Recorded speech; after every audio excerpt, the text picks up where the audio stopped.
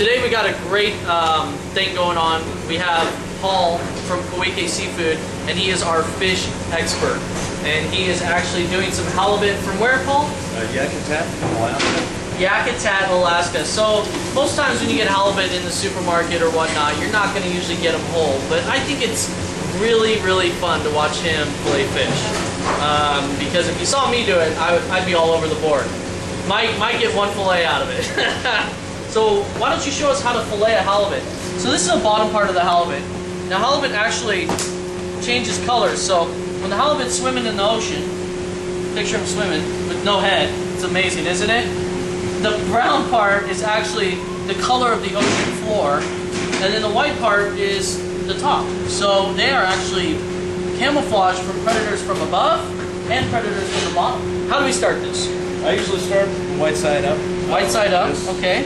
Is that just a personal preference, or does it work better that way? It just works better that way for me. And basically, even packing fish, we usually put the white side up. Okay. Always. And I think it's just the way the blood drains inside. It keeps the fish better. As far as inside, you'll see when I break it down, there's blood left inside the bones. And we'll try to keep that in the bone instead of being bleached out into the fillet. Okay.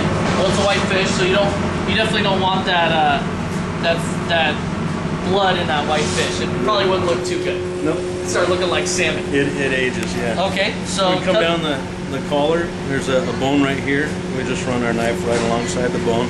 Usually the head comes right out here. Okay.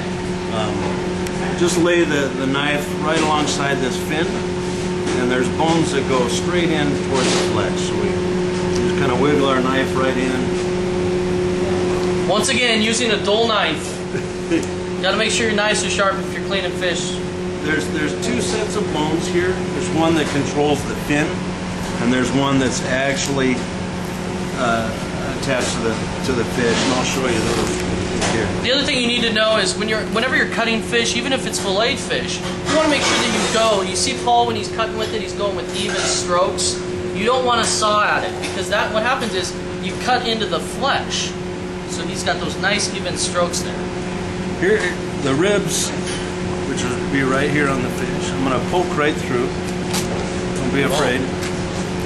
And then just kind of with the knife being flat, we're not cutting, we're just kind of going right between the meat and the bone, right along the side here, from the spine all the way out. And again, just kind of all the way down. So it should just kind of slide right across the bone. We're not really cutting or using a knife in any way. There's the two sets of bones here. There's one here for the fin and one here for the actual, it's kind of like a rib bone. And those, if you get on the other side, it's right there. Try and stay on top of those. I usually flip the fish over, my green side up.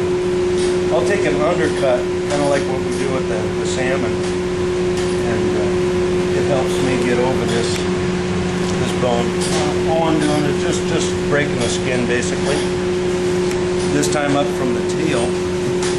Just laying the knife right in.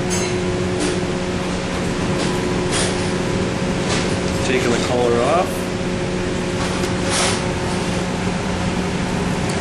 Just grab this little piece of skin. It's a good handle.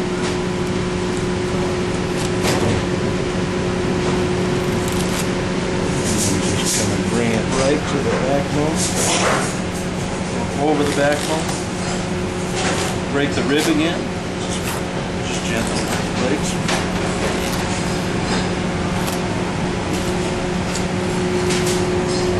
Wow, look at that. I got one of the ones that I talked about. But you see how clean this is? Now if you're ever cleaning your own fish or your own halibut, I dare you try to get this clean with it. I mean, this is definitely professional. If you get a little bumpy dumpy and it's you leave a little bit of flesh on there, it's okay. You can carve it out. You can still make these fillets look beautiful. Okay, let's how do you skin this bad boy? Same way as the salmon, pretty much. These exactly just like the salmon. Okay, those halibut bones there too. The salmon bones are used more as grilling and taking away and making burgers out of, salmon burgers. But the halibut bones are really, really good for stock. So you can make like a fish stock. We call it fish fumet in the restaurant business.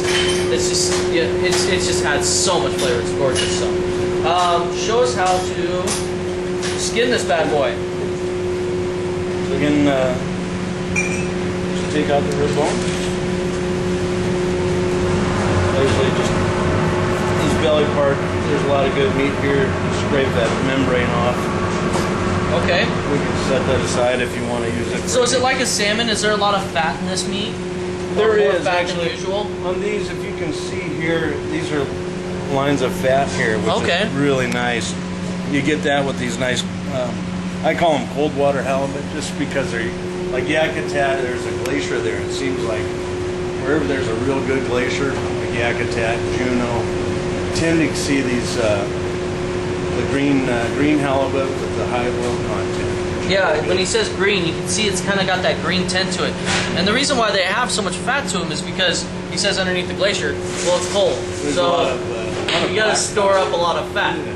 So what he's doing now is he's breaking it down into 2 separate fillets. Now this is how we get it at the restaurant most times, unless it's a smaller halibut, then he can actually break down. So we have this rib part in the center. But the great thing about halibut is how big that halibut was and how much meat you get off of it, and how easy it is to cut. It's really amazing.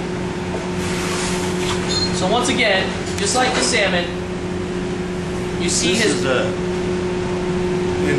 on the smaller ones, they call that angawa in Japan. Angawa?